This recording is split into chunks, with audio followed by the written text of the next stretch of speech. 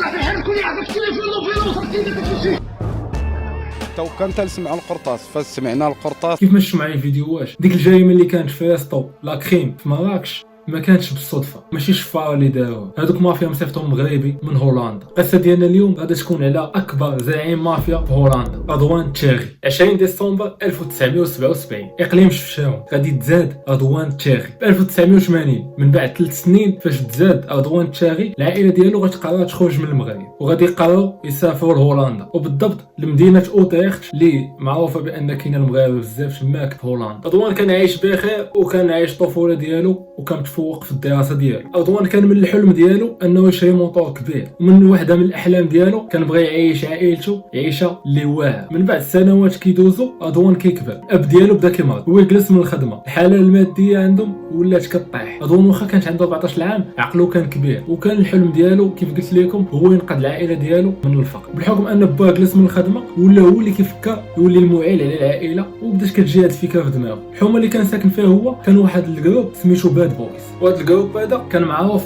عندهم مطار كبار، والخدمه اللي كيديروا طبيعه الحال هي الشفره والتجاره في المخدرات. رضوان كان الحلم ديالو يشري موطور، داكشي علاش التحق بهذا الجروب شويه بشويه ويدخل معاهم. بدا معاهم في اعمال صغيره ديال الشفره. رضوان كان خفيف وكان عقله خفيف وكان كيدير كلشي داكشي اللي كيقولوا ليه ويعجبهم، وهنا داك الجروب بغاو يستغلوه في تجاره المخدرات ديالهم حيت عرفوا بانه ذكي وسريع. شويه ملي كلفوه في التوصيل ديال المخدرات عطاوه موطور باش يوصل المخدرات في كاع انحاء اوتريخت. رضوان بدا كيحقق الحلم ديالو، الموطور اللي كان كيحلم به وهو صغير ولا عنده، والفلوس كتدخل ساهله. رضوان العاقه دخلاش ولا كيمشي لي بواط وكيزها مع راساتو فلوس موجوده. واحد النهار في البواط كان زاهي مع راساتو ويجي واحد خونا ويبدا يتبسل عليه. رضوان ما كانش كيشوف اللور، كان ديما كيشوف القدام. هز قرعه ديال الدجاج ويضربوا بها، خونا طاح كاو الدمايات ديالو كاع في الارض. فيادا ديال الباب كيسحابوه وقتلوا وما يشدوه وما يعيطوا ليه البوليس. وكان هنا اول مره رضوان غادي يدخل الحبس ويحكموا عليه ب4 شهور، وهادشي كان في عام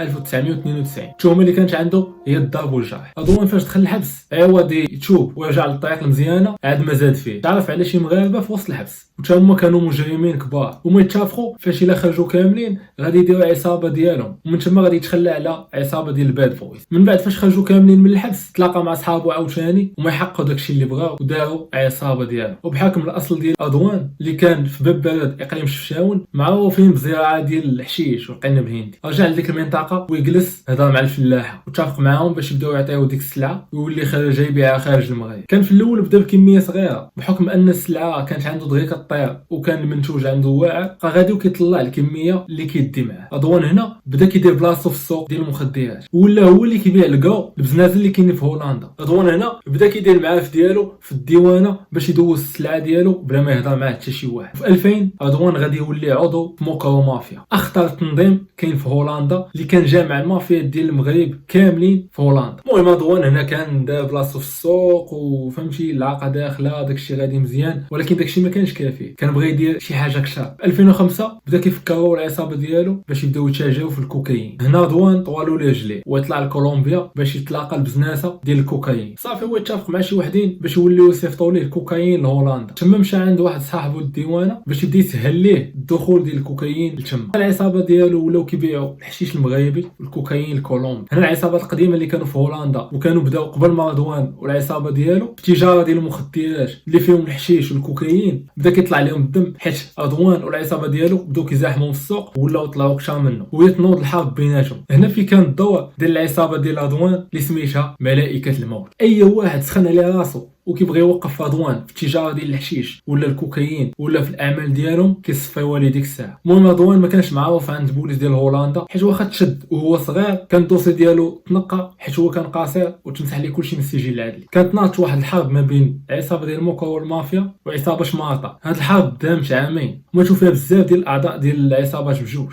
هنا في الاخر ديال هاد الحرب موكا والمافيا قدروا يقتلوا رئيس العصابه ديال مارطا وهو سميتو مارطا وتشيروا فيه بكثر من 80 قرطاسه ديال الكلام كلاشينكوف. في وسط الحرب كان رضوان تاغي خدام على داكشي ديالو، والبيع والشراء ديال المخدرات عنده ما وقفش، وفي نفس الوقت كيبقى ديما خدام مع العصابه ديالو ملائكه الموت، وديما كان مخبي على البوليس وعلى العصابات ديال هولندا وديال بلجيكا. واحد الصحفي سميتو مارتن كوك اول واحد غادي يكتب على رضوان تاغي، ويا ريتو ما دارهاش، حيت من بعد ما بدا كيكتب عليه بشكل يومي رضوان تاغي حط عليه فلوس باش اللي يلقاه يقتلو. 3 المحاولات ديال الاغتيال ما جاش فيهم حتى شي وحده، حتى تكلفوا العصابه ديال رضوان تاغي ملائكه الموت قتلوه في البلاصه. من بعد الضجه كامله اللي دارش عليه رضوان تاغي ولا ديما سميتو طالعه كاع القشيلات اللي كاينين في هولندا. رضوان واحد الوقيته طلع لكولومبيا باش يجيب اكبر كميه ديال الكوكايين باش يبيعوه في هولندا. تلاقى مع العصابه اللي كاينه في كولومبيا اللي كتخدم مع موكو مافيا التجاره ديال الكوكايين، واتفقوا باش يوجدوا ليه 40 طن ديال الكوكايين. هو كان كيشري طن ديال الكوكايين بمليار درهم، كانت دغيا كيتباع في اوروبا 180 مليار درهم. رضوان ديك الساعه فاش كانوا كيوجدوا ليه الكوكايين بقى معاهم حتى خلصهم، وداك الشيء داز بامان الله. ومن ناحيه الديوانه والبوليس ما بقاش كيخاف حيت شاري طايح. هنا هو يعيط لصاحبو الديواني باش يعلموا على ديك 40 طن ديال الكوكايين، ويقول ليه خاصك تحضر معايا حيت هاد الكميه اللي جاي عمرني جبتها وغتكون اكبر كميه جبت. صاحبو الديواني قال ليه كون هاني. هنا الديواني صاحب رضوان غادي يطمع، قال هادي الضربه، ويعيط لاربعه ديال العصابات في هولندا، 2 مغاربه و2 هولنديين. قال لهم عندي واحد الكميه كبيره ديال الكوكايين بغيت نفكها. بدا كيتشاو معاهم على الثمن. المهم فاش وصلات 40 طن الديواني هو يعيط على رضوان، قال لي السلعه اللي تشافتي جايبها من كولومبيا دوماج تشدات. رضوان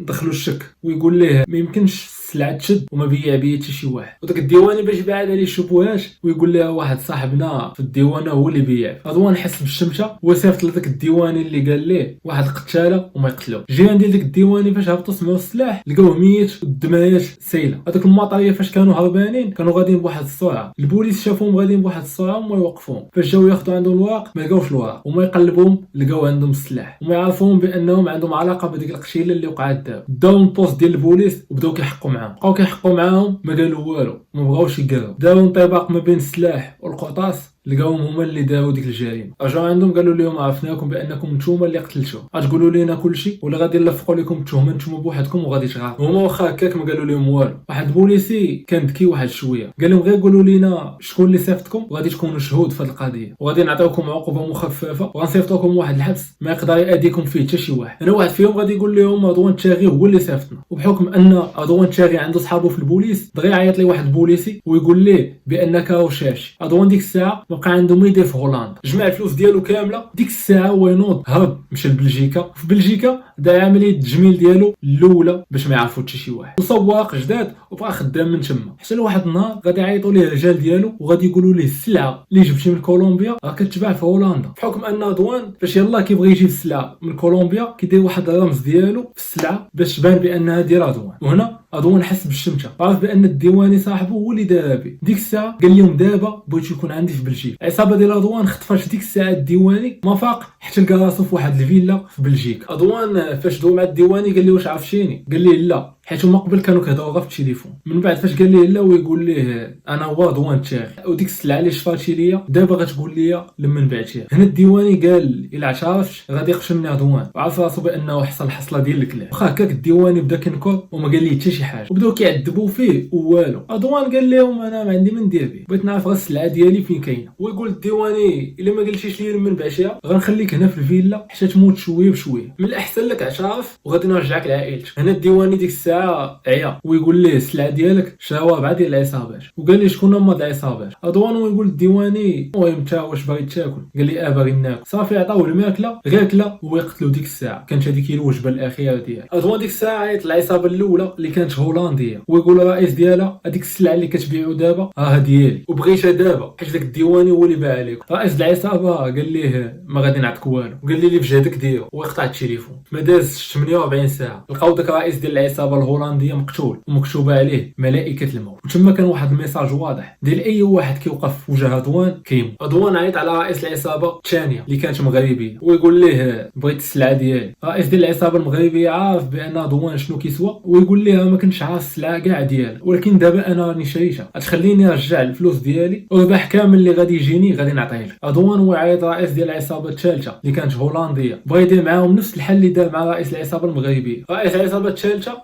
خلع، وبحكم بان عرف رئيس العصابه الاول قتلوه والعصابه الثانيه ربح كامله غادي تمشي عند رضوان، هرب وغبى حتى واحد ما عرفو فين مشى. رضوان ديما عنده الحل في الفلوس، ويقول لهم اللي جاب الراس ديال هذا الرئيس هذا غادي نعطيه 10,000 دولار اللي هي 10 مليون. وهكاك ما لقاوش ليه الاشا وما قدروش يقتلوه. رضوان تاغي والعصابه ديالو ملائكه الموت ولا عليهم القيل القال بزاف، ولا معروف في العالم، وهادشي اللي خلى المؤامرات الايرانيه تواصل معاه وغادي يجندوه وغادي يولي العميل ديالهم في اوروبا وينفذ لهم مجموعه ديال الاغتيالات. وهادشي اللي كان من بعد غتجي واحد الخبر بان المرشد الاعلى ديال ايران كيخيب لهم السمعه ديالهم في ديك البلاصه وكيشوهها، وكان خاصو يقتلو، عطاو فلوس كثيره باش يقتلو. رضوان قبل بلا ما يفكر وبالفعل قتل هذاك المعارض الاعلى اللي كان ديال ايران. هنا البوليس ديال هولندا ولاو خايفين من رضوان، داكشي علاش ما قدروش عليه بوحدهم وما يكلفوا الانتربول الدولي باش يتكلفوا برضوان تاغي، وتم التصنيف ديالو كاخطر مجرم في هولندا. هنا رضوان كان ذكي ويلونسي لهم واحد الخبر بانه مشى هرب لكوستاريكا، ولكن هو في الاصل بقى غير في بلجيكا. انتربول الدولي قلب عليه في جميع انحاء العالم واتصلوا بالمخابرات ديال كوستاريكا وحتى هما ما لقاو والو.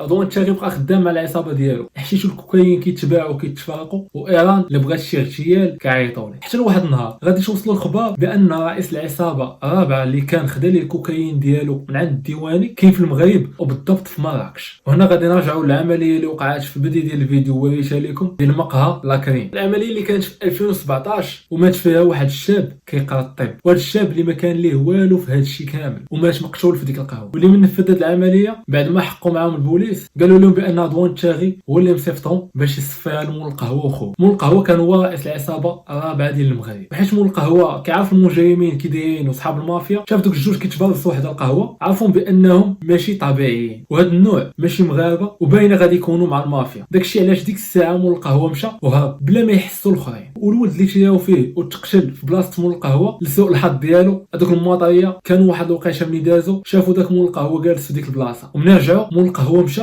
وديك الدري اللي جا ويجلس بلاصتو. تما دوك المواطريه كيسحابوا بانه هذاك هو مول القهوه، هما يتياو فيه وتياو في ديك اللي كانت معاه. هو مات واللي كانت معاه تصابت بجروح خطيره ومن بعد دوا السبيطار ولات مزيان. هنا رضوان تاغي ولا واش شي حتى في المخابرات المغربيه وما ادراك ما المخابرات المغربيه. هنا الحكومه الهولنديه وبحكم ان رضوان ما عنده حتى شي اثار غادي يحكموا عليه غيابيا بالمؤبد 48 ساعه من مواضعه الحكم. القاضي لقاه مقتول، وهنا غادي تعرفوا شكون اللي قتلو. انتربول تا هو اللي كيحط فلوس، عطى مليون اورو كمكافاه اللي غادي يعطي معلومه على رضوان تاغي. ولكن بيني وبينكم شكون هذا اللي بطل وغادي يبيع برضوان؟ هنا رضوان تاغي دار واحد العمليه تجميل اخر يمكن كانت هي الثالثه، ويصوب وراق جداد زورهم ويمشي لدبي، مشى تما ويعيش حياه رفاهيه، خدام اديستونس من تما ومدور الخدمه ديالو في هولندا. بحال الخبر جات بان هو اللي كان كيدخل الكوكايين للامارات بالحمايه ديال الاستخبارات الايرانيه، والمقابل كان كيتكلف لهم بجميع الاغتيالات اللي كانوا كيبغيو ايران في العالم كامل. المخابرات المغربيه ما كينساوش، وبعد البحث ديالهم بزاف عرفوا بان اخباره كاينه في الامارات، وحكم التعاون الاستخباراتي اللي كاين ما بين المغرب والامارات قدروا يشدوا رضوان 16 ديسمبر 2019 مع 3 ديال الصباح اللي كان عايش في واحد الفيلا في دبي. واخا الامارات ما كانش عندهم ديك الاتفاقيه ديال انهم يسلموا المجرمين الهولنديين اللي شدوهم في الامارات يصيفطوهم لبلادهم ديال هولندا، ولكن في هذه القضيه اللي كانت متعلقه برضوان تاغي بحكم انه كان خطير من بعد 48 ساعه صيفطوه لهولندا. رضوان غادي يصيفطوه لهولندا ديك الساعه نيشان صيفطوه لواحد الحبس سميتو لوبي فيه اخطر المجرمين تما. في المحاكمه ديال رضوان ما كان كيقول حتى شي حاجه، كان كيقول لهم اجاكس الفريق ديالي المفضل، زعما كيضحك على القاضي. اكثر من 70 واحد كانوا محميين بديك الجلسه حيت كانوا من الشهود في القضيه. المحامين كاملين اللي كانوا تما ضد رضوان تاغي كانوا كاملين لابسين لي كاكول باش ما يتعرفوش ويتزادوا في لا ليست ديال القتله ديال رضوان تاغي والعصابه ديالو. رضوان كانوا عنده الحلفاء من العالم كامل، من اهم الشخصيات ديال هاد الحلفاء اللي كان عنده رافائيل امبيريال، كان عضو خطير في عصابه ناكامورا الايطاليه واللي كان من اهم تجار المخدرات في العالم. حتى هو كان تشد في 2021 في دبي بعد ما شفى جوج ديال اللوحات ديال فان كوخ. واحد الجريده كانوا خرجوا بان بنت رافائيل امبيريال كانت مزوجه برضوان تاغي وكانوا عايشين بجوجهم في دبي. المهم كانت هذه غير معلومه. رضوان هنا واخا كان مشدود في اخطر سجن في هولندا وكان ديما مع اتصال مع العصابه ديالو. كيقولوا بان المحامين ديالو هما اللي كيوصلوا الخبار للعصابه ديالو وكيوصلوا حتى الاوامر ديالو من الحبس. المهم كانت هذه القصه ديال رضوان تاغي اخطر واحد في هولندا. الا عجبتك القصه ما تنساش تخلي لي لايك وابوني وما تنساش شي تعليق.